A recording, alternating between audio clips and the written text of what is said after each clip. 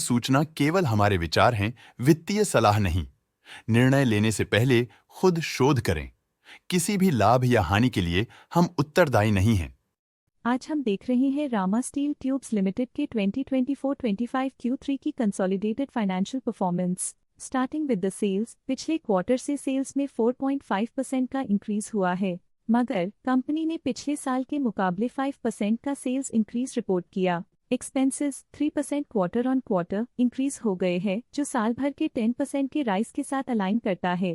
Quarterly expenses के comparison में sales increase होना दिखाता है कंपनी ने अच्छा परफॉर्म किया। हालांकि सालाना कंपनी को चैलेंजेस का सामना किया। ऑपरेटिंग प्रॉफिट, जो पिछले साल के कंपैरिजन में -71% डाउन हुआ है, क्वार्टर ऑन क्वार्टर अराउंड लगभग 8 गुना इंक्रीज हुआ है। Operating profit margin (OPM) annual basis पे -5% से डिक्रीज हुआ है और पिछले क्वार्टर के कंपैरिजन में 1.5% से इंक्रीज हुआ है। एक्सेप्शनल आइटम्स को ऐड करके अदर इनकम पिछले क्वार्टर के कंपैरिजन में -43% गिर गई, बावजूद इसकी ईयरली ग्रोथ लगभग 2 गुना हुई है। इंटरेस्ट एक्सपेंसेस पिछले क्वार्टर से 8% अप हुआ, लेकिन ईयर ओवर ईयर डिक्रीज -60.5% हुआ है। डिप्रिशिएशन कॉस्ट्स में क्वार्टरली -2% का डिक्लाइन देखने को मिला और ईयरली बेसिस पे -5.5% का डिक्रीज देखा गया। Profit before tax annually -41.5% decrease हुआ, लेकिन प्रोसीडिंग क्वार्टर से 3.5% बढ़ा है। इस साल कंपनी ने 13% टैक्स पे किया और क्वार्टरली कंपनी ने 10% टैक्स पे किया है।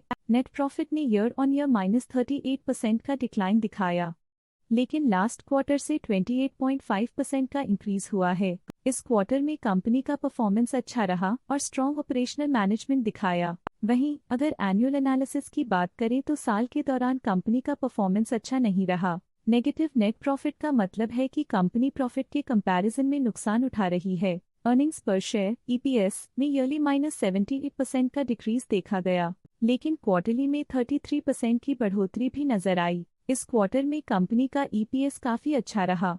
रामा स्टील ट्यूब्स लिमिटेड के फाइनेंशियल स्नैपशॉट को रिव्यू करते हुए कुछ मुख्य ट्रेंड्स सामने आए हैं जो कंपनी की परफॉर्मेंस पे रोशनी डालते हैं। दिसंबर 2021 से दिसंबर 2024 तक रामा स्टील ट्यूब्स लिमिटेड की फाइनेंशियल जर्नी में सबसे पहले बात करते हैं सेल्स की। इस साल -13% की कमी के बावजूद पिछले 4 सालों में सेल्स में 56% की वृद्धि हुई है। 3 साल पहले के बढ़ती हुई सेल्स के बाद पिछले 2 सालों से सेल्स गिर रही है, जो ग्रोथ मोमेंटम बनाए रखने में चुनौतियां दिखाता है। अब बात करते हैं एक्सपेंसेस की। इस साल एक्सपेंसेस -10% घाट गए हैं, लेकिन 4 सालों में 59.5% का इजाफा हुआ है। इस साल हालांकि एक्सपेंसेस सेल्स से थोड़ा ज्यादा बढ़े हैं, मगर ग्रोथ रेट्स का करीब होना स्टेडी ऑपरेशनल कॉस्ट को दर्शाता है। चैलेंजेस से गुजरते हुए ऑपरेटिंग प्रॉफिट ने इस साल -59% की डाउनटर्न देखी, जो एक ट्रेंड को कंटिन्यू करता है पिछले 4 सालों में -9% की डिक्लाइन के साथ।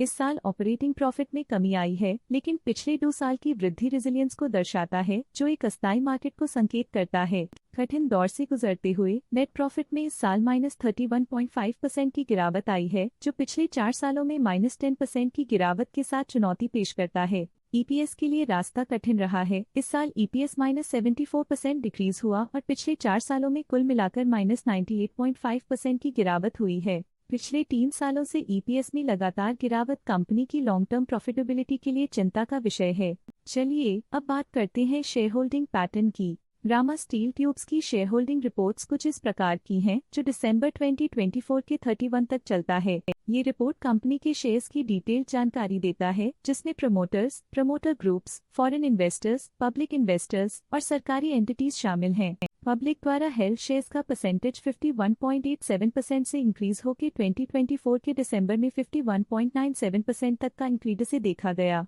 ये चेंजेस स्टेट है कि पब्लिक की इन्वेस्टमेंट कंपनी में क्वार्टर टू क्वार्टर इंक्रीज हुई है। जब कंपनी के शेयर्स का मैक्सिमम हिस्सा पब्लिक के पास होता है, तब ये माना जाता है कि कंपनी कमजोर हाथों में है, जो बाजार की अस्थिरता और स्पेक्युलेटिव ट्रेडिंग को इंडिकेट करता है। फॉरेन इंस्टीट्यूशनल इन्वेस्टर्स की शेयर होल्डिंग में थोड़ा डिक्रीज आया 2024 के सितंबर से 2024 के दिसंबर में, जो दिखाता है कि फॉरेन इंस्टीट्यूशंस ने अपने स्टेक को क्वार्टर टू क्वार्टर -0.1 से डिक्रीज किया है, जिसे पता चलता है कि उन्होंने अपनी इन्वेस्टमेंट्स को पुल बैक किया है।